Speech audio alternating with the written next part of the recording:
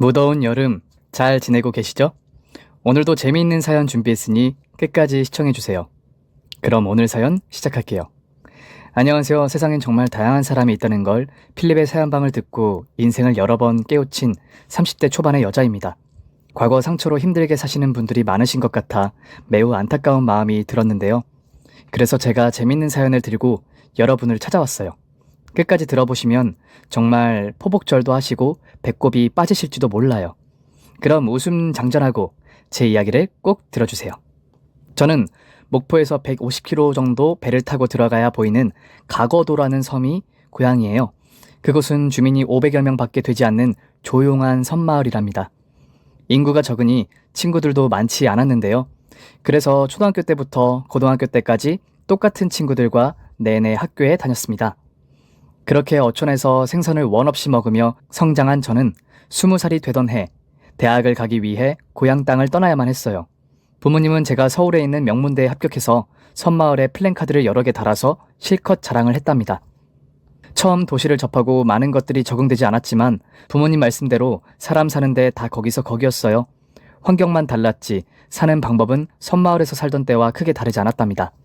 다만 서울 사람들은 술을 참 많이 좋아하더군요.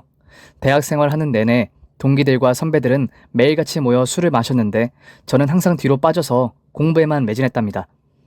그 결과 대학을 졸업하기도 전에 대기업에 입사 확정을 받게 되었고 남들 스펙 키우던 나이인 24살이 되던 해부터 사회생활을 시작하게 되었답니다.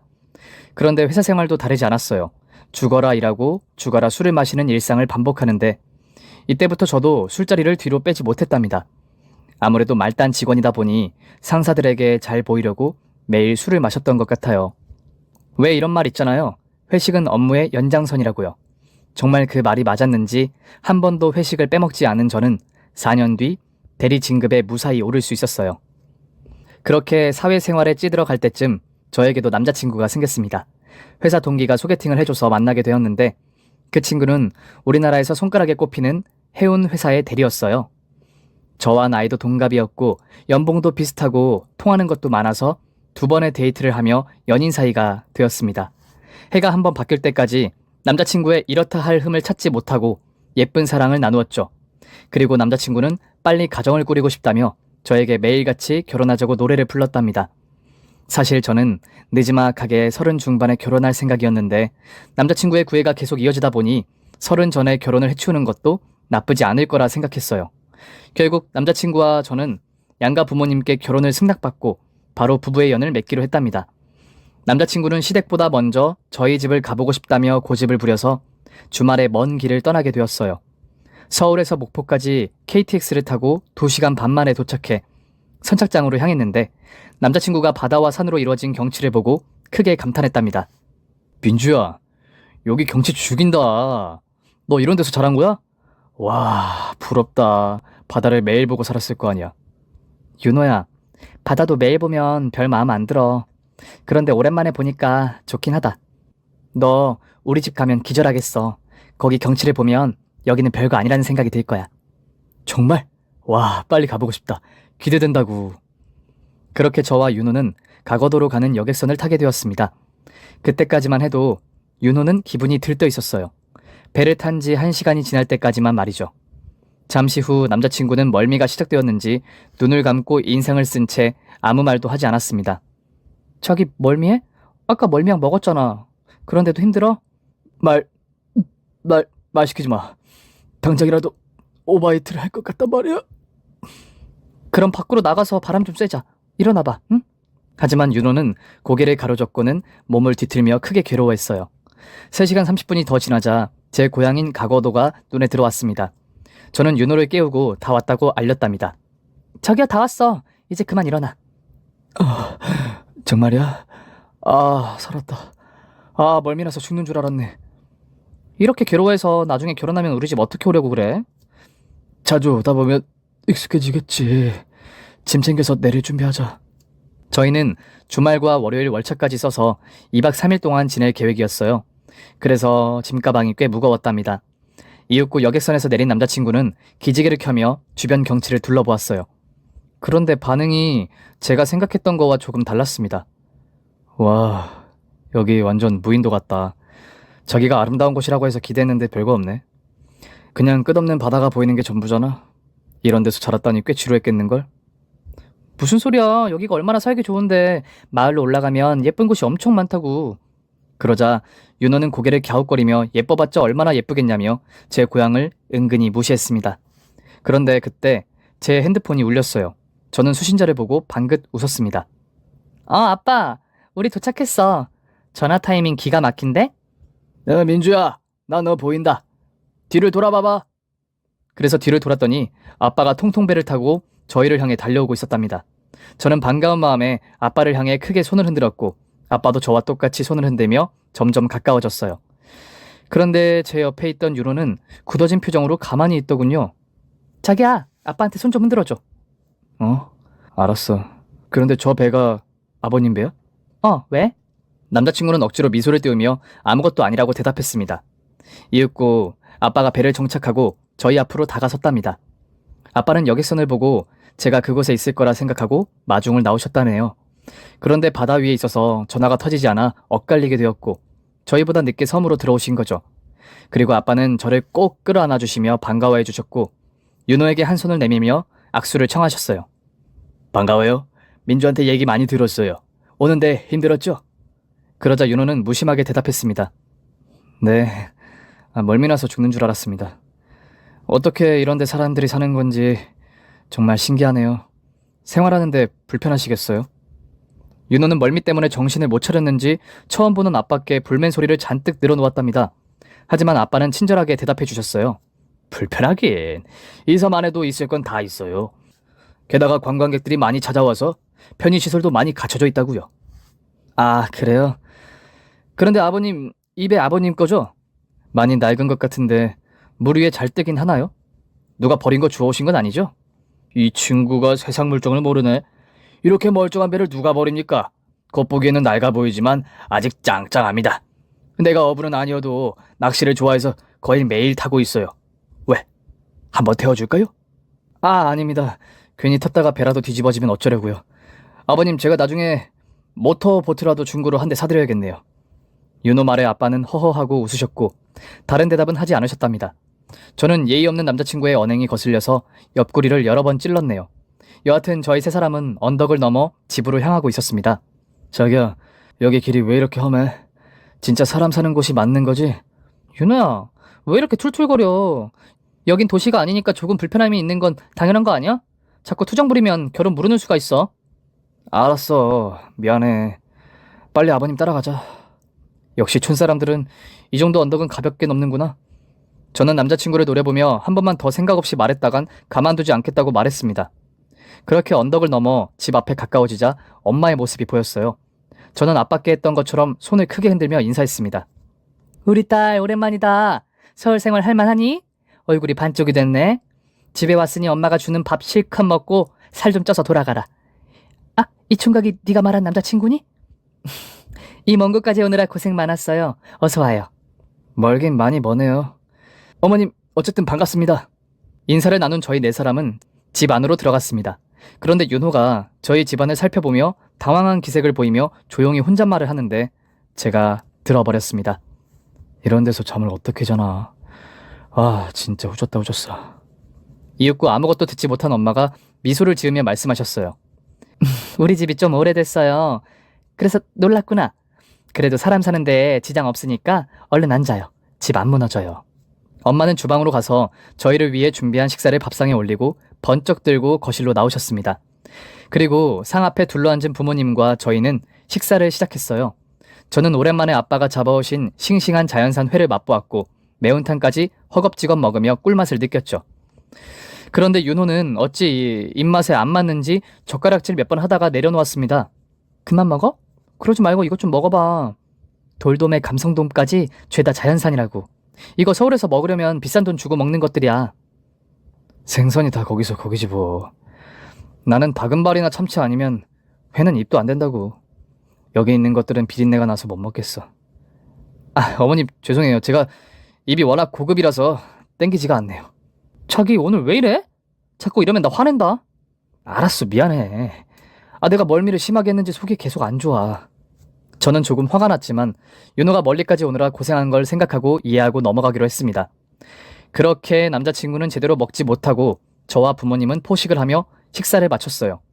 윤호와 저는 먼 길을 오느라 고단했는지 잠시 누워있다는 게 늦은 밤까지 깊이 잠들었답니다. 그런데 참 신기하게도 고향집에 오면 입맛이 심하게 당겼어요. 저는 잠에서 깨자마자 엄마한테 배고프다고 말했고 이번에는 남자친구도 멀미가 깨서 식욕이 돋는다고 하더라고요. 그래서 이번엔 생선이 아닌 소고기를 구워주셨습니다. 윤호는 입맛에 맞았는지 엄마가 구워서 상에 올려주는 고기를 재빠르게 낚아서 쩝쩝거리며 맛을 음미했어요. 이 맛이야. 역시 한우는 어디에서 먹어도 항상 맛있다니까. 어머님, 여기 섬에서 소 키우는 사람 있어요? 아, 육질이 장난 아닌데요. 제가 한우 먹을 줄 아는데 이 정도면 A+급이 되는 한우인 것 같아요. 제 말 맞죠? 소고기를 먹으며 신나게 수다를 떠는 윤호에게 엄마가 대답해줬습니다. 이거 미국산인데 마트에서 1+1 행사하는 거 사다 놓은 거야. 한우 먹을 줄 아는 사람이 그런 것도 못 맞춰? 그 순간 저는 너무 웃겨서 배꼽을 잡고 웃었습니다. 최고급 한우가 어쩌네 저쩌네 하던 남자친구가 한 방 먹으니 속이 시원하더라고요. 윤호는 머쓱하면서 젓가락을 내려놓았고 허공을 보며 괜히 눈치를 보기 시작했습니다. 그러자 아빠가 윤호의 어깨를 툭 치며 우리 한잔 해야지. 여기까지 왔는데 기분 좋게 마시자고. 하고 자리에서 일어나셔서 소주 2병을 들고 오셨답니다. 그리고 엄마는 제 고향 가거도의 특산물인 거북손을 가지고 오셨어요. 어머님, 이거 뭐예요? 왜 이렇게 징그럽게 생겼어요? 윤호가 소리치는 바람에 저희 세 식구는 깜짝 놀랐습니다. 자네가 많이 놀랐구만. 누가 도시 사람 아니랄까봐. 거북손을 처음 보는 모양이지. 이건 우리 섬에서 빼놓을 수 없는 1등 특산물이야. 생긴 게 거북이 손을 닮아서 거북손이라고 해. 생긴 게 조금 징그러워도 맛은 일품이니 어서 들게나. 아버님, 이런 게 특산물이라고요?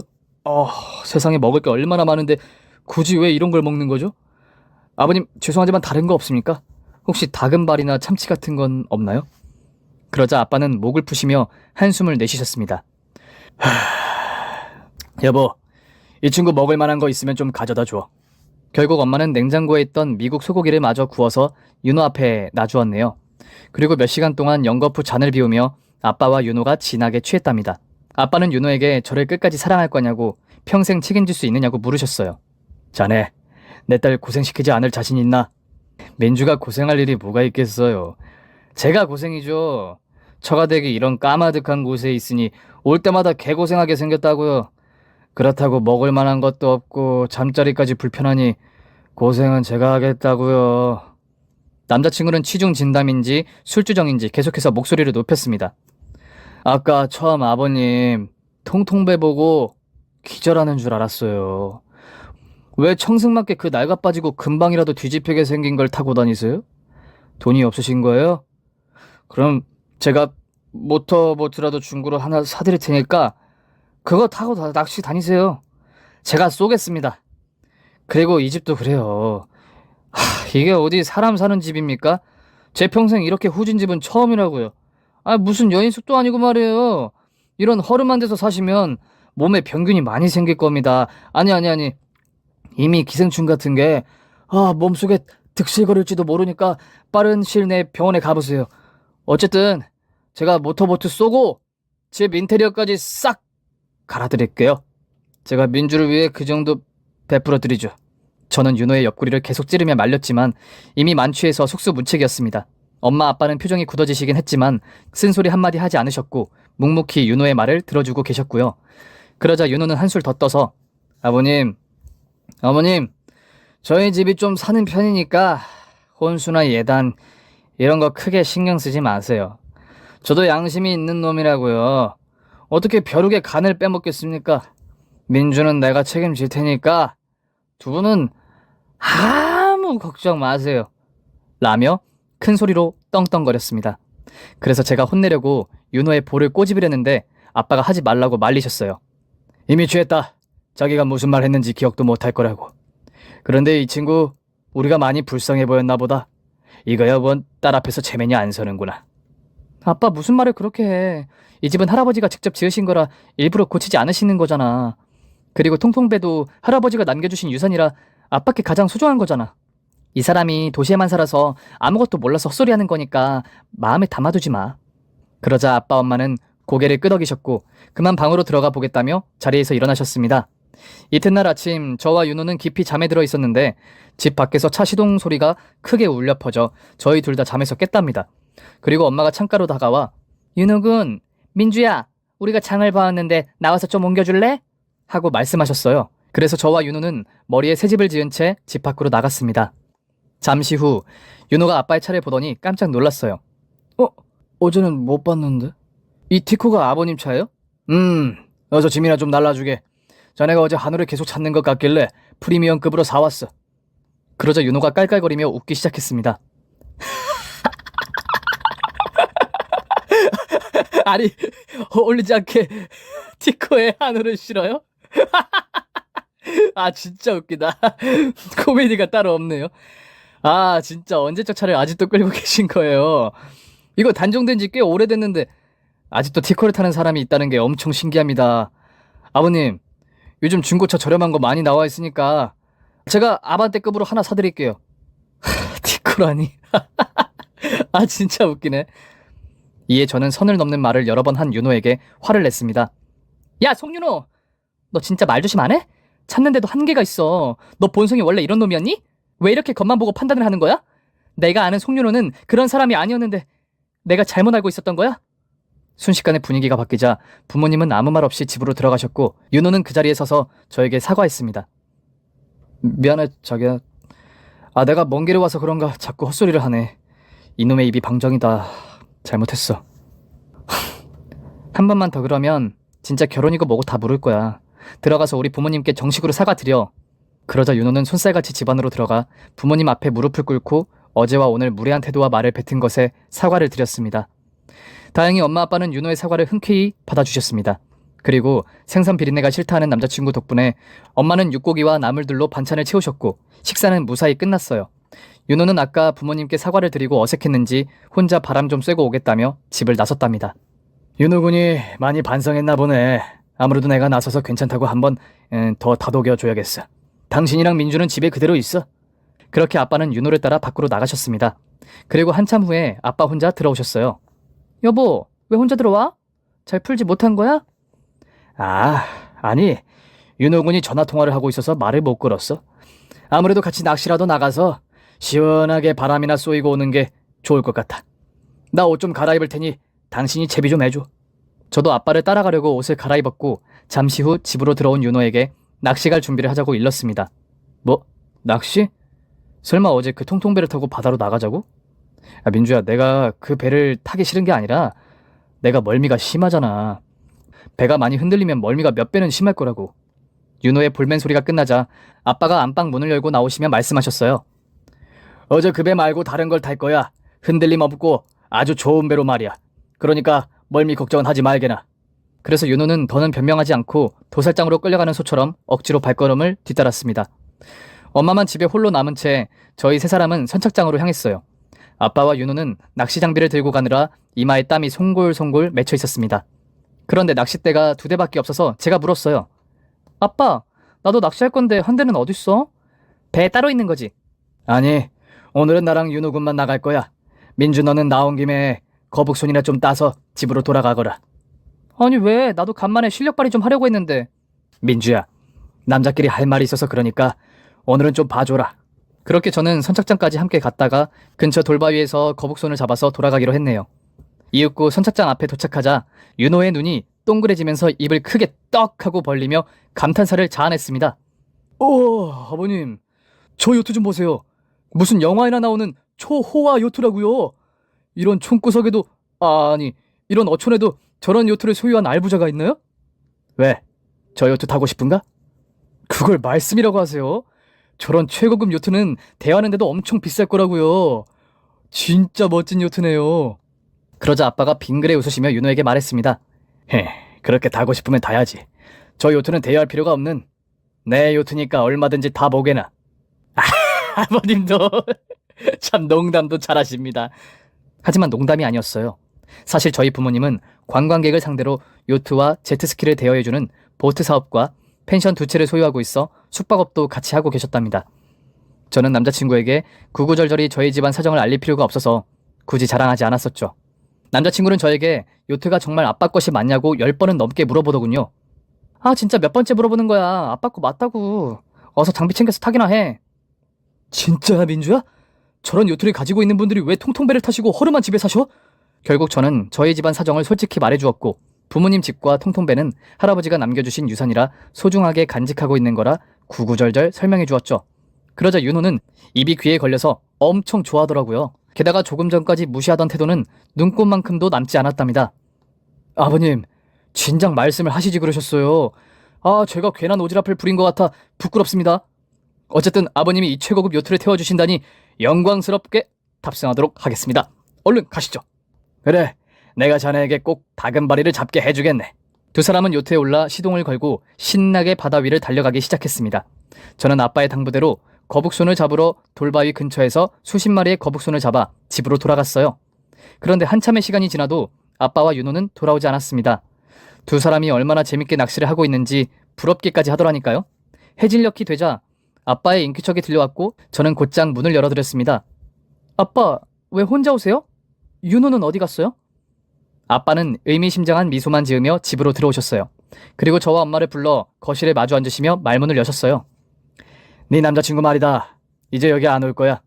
아빠, 그게 무슨 말씀이세요? 이해되게 자세히 좀 설명해 주세요. 사실은 말이야. 나와 네 엄마는 처음부터 윤호 그 친구가 마음에 들지 않았어. 생각 없이 아무 말이나 내뱉고 사람을 겉만 보고 판단하는 게 아주 꼴보기 싫었지. 그런데 민주 네가 시켜서 우리에게 사과했을 때 마음을 풀고 좋은 점이 있는지 찾아보기로 했지. 그런데 오늘 아침을 먹고 혼자 바람 쐬러 나갔을 때 전화 통화하느라 내가 그냥 들어온 거 기억하지? 그때 누구랑 통화하는지 모르겠지만 정말 기가 막히더구나. 말로 설명하는 것보다 내가 찍은 동영상을 보는 게 빠르겠다. 한번 보렴. 아빠는 핸드폰 영상을 켜고 저와 엄마에게 보여주었습니다. 그런데 영상 속 남자친구는 정말 가관이었어요. 아, 몰라. 여기 완전 촌구석 중에 촌구석이야. 장인? 아직 결혼도 안 했는데 무슨 장인이야. 완전 거지가 따로 없어. 무너지기 직전인 집구석에 차도 티코 탄다니까. 그 옛날에 단종된 티코 말이야. 그게 말이나 되냐? 그리고 인간적으로 어촌에 살면 좋은 배 한 척씩은 가지고 있는 게 정상 아니냐? 그런데 이 거지 같은 장인은 나이가 빠져서 제대로 뜨지도 못하는 통통배 하나 가지고 있더라고. 아, 장인이나 장모나 한 세트로 거지라니까. 여기 오고 나서 민주한테 정 떨어져서 결혼이 하기 싫어진다. 나중에 이 거지 같은 집구석에 돈을 다발로 갖다 바쳐야 할 사이즈라니까. 아, 빨리 서울 가고 싶다. 담배 연기를 뿜어내며 저희 부모님 욕을 신랄하게 하는 윤호의 모습이 아빠 휴대폰에 고스란히 담겨 있었습니다. 저는 겉과 속이 다르긴 하지만 이 정도의 인간 이하의 모습을 보일 거라고는 상상도 못했어요. 엄마 역시 충격을 받아 숨을 씩씩 내쉬었네요. 그런데 그때 저에게 전화가 걸려오더군요. 양반이 못될 윤호였습니다. 저는 스피커폰으로 돌려 전화를 받았어요. 민주야, 나 지금 만제도라는 곳이야. 아버님이랑 낚시하다가 다금바리를 잡았거든? 그래서 만제도에서 경치 좋은 데서 회 떠서 먹자며 회뜰칼을 빌리신다고 잠깐 떠나셨는데 아버님이 1시간이 넘도록 안 돌아오셔. 화장실이고 마을을 다 돌아봤는데 아무데도 안 계셔. 어떡하지? 전 대충 무슨 상황인지 알 것 같았어요. 아빠가 낚시하고 만제도에 남자친구를 버리고 오신 상황 같더라고요. 윤호의 말에 아빠가 대답하셨습니다. 어이, 윤호군, 나 여기 있네. 집으로 돌아왔어. 아, 아버님, 어떻게 되신 거예요? 저를 두고 집에 가시면 어떡해요? 어떡하긴. 거기서 회 맛있게 먹고 혼자 배 타고 목포로 가서 기차를 타면 되지. 아, 그리고 자네가 잡은 다금바리 말이야. 그거 다금바리 아니야. 너 놀려주려고 거짓말 좀 했다. 아무리 그래도 그 뿔락이랑 다금바리를 구분도 못하는 건 너무 멍청한 거 아니냐? 다금바리 회를 그렇게 많이 처먹었다면서. 여하튼 너 같은 자식한테 내 딸 못 주니까 혼자 서울 가서 잘 먹고 잘 살게나. 그럼 이만 끊겠네. 아버님! 저와 엄마는 조금 전까지 화가 났지만 아빠의 행동에 웃어버리고 말았습니다. 그리고 저에게 진지한 얼굴로 말씀하셨어요. 민주야, 내가 사람 보는 눈은 없지만 저 윤호라는 놈은 정말 아니다. 결혼하면 네가 많이 힘들고 피곤할 게 뻔하다. 저런 인성을 가진 사내랑 살면 민주 네 가슴에 못이 수천 번 박힐 거라고. 그러니 다른 좋은 사람을 만나보는 게 어떻겠냐. 아빠, 저도 윤호랑 여기 와서 많이 느꼈어요. 말하는 거며 무식한 행동들까지 정말 화가 나더라니까요. 그런데 아까 아빠가 보여준 영상을 보고 기겁하고 말았잖아요. 그러니 헤어지는 건 당연한 일이에요. 그리고 딴 섬에다 버리고 오신 거 너무 잘하셨어요. 아빠, 그 자식 지가 만들고 가서 거기서 어떻게 나갈지 모르겠네요. 그렇게 저희 세 식구는 윤호를 골탕 먹인 것에 깔깔거리며 웃었고 저희 가족만의 시간을 보내게 되었답니다. 저는 회사에 연락해 며칠 더 휴가를 신청하고 가거도에서 더 머물기로 했어요. 그래서 부모님과 펜션에 가서 캠핑을 즐기기도 했고 제트스키에 올라 바다를 질주하기도 했답니다. 얼마나 재밌게 놀았던지 휴가 끝나는 날이 순식간에 다가왔더라고요. 그리고 꺼놓았던 핸드폰을 켰더니 윤호에게 부재중 전화가 100통에 문자가 200통이 넘게 와 있더라고요. 그 못된 놈도 만제도에서 돈 한 푼이 없어서 주민들에게 상황을 말하고 돈을 빌려 서울까지 갔다고 했습니다. 그리고 자신의 잘못을 뉘우치고 있으니 제발 헤어지지 말자고 애원하는 문자들이 수두룩했어요. 하지만 전 이미 정남이가 떨어져서 답장을 하지 않았습니다. 제가 서울 가서도 전화가 되지 않자 제 집 앞까지 찾아와 다시 만나달라고 한 번만 더 기회를 달라고 사정하며 빌더라고요. 그래서 윤호에게 한 가지 질문을 던졌습니다. 너 만약에 우리 부모님이 요트도 없고 펜션도 없이 낡은 통통배와 허물어져가는 집만 가지고 계셨어도 지금처럼 애원했을까? 그 순간 제 눈을 피하는 그의 눈이 보였습니다. 저는 마지막으로 윤호에게 선물 하나를 건네주었습니다. 짝소리가 나게 따귀를 날려주었죠. 네가 우리 엄마 아빠를 무시하고 막말한 대가야. 인생 그렇게 살지 마. 그렇게 뒤를 돌아 저는 집으로 들어갔고 윤호는 그 자리에서 한참 동안 멍하니 서 있었답니다. 그게 제가 본 윤호의 마지막 모습이었어요. 그리고 3년 뒤 저는 새로운 남자를 만나게 되었고 그 남자와 함께 고향인 가거도에 다시 향했어요. 이번에도 제 집안 사정을 구구절절 설명하지 않았고 전 남자친구인 윤호가 봤던 것처럼 집과 통통배를 보여주었답니다. 그런데 남자친구는 진짜 고향에 온 기분이라며 좋아해 주었고 시종일관 겸손한 자세로 부모님을 존중하고 공경해 주었습니다. 그런 남자친구를 본 부모님은 결혼 승낙을 해주었고 이듬해 결혼식을 올리게 되었답니다. 지금 남편과 1년에 한두 번씩 가거도를 내려가고 있는데요. 남편은 직장을 그만두고 가거도에 자리 잡고 살자고까지 하고 있답니다. 그래서 저도 고민하고 있는 중이고요. 이렇게 제 전 남자친구를 고향에 데려갔다가 생긴 사연을 쭉 써봤는데요. 정말 재밌지 않나요? 저는 아직도 아빠를 뵐 때마다 볼락을 다금바리로 속이고 만제도에 혼자 버리고 돌아온 이야기를 신나게 하고 있답니다. 물론 모든 일은 제가 남자를 잘못 만나 벌어진 일이라 부끄럽긴 하지만 이 또한 인생 경험이라고 생각해 주시길 바랄게요.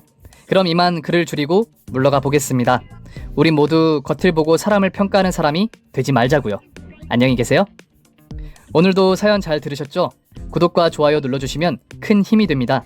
그럼 저는 다음 시간에 찾아뵐게요. 이상 사연을 읽어드리는 필립이었습니다.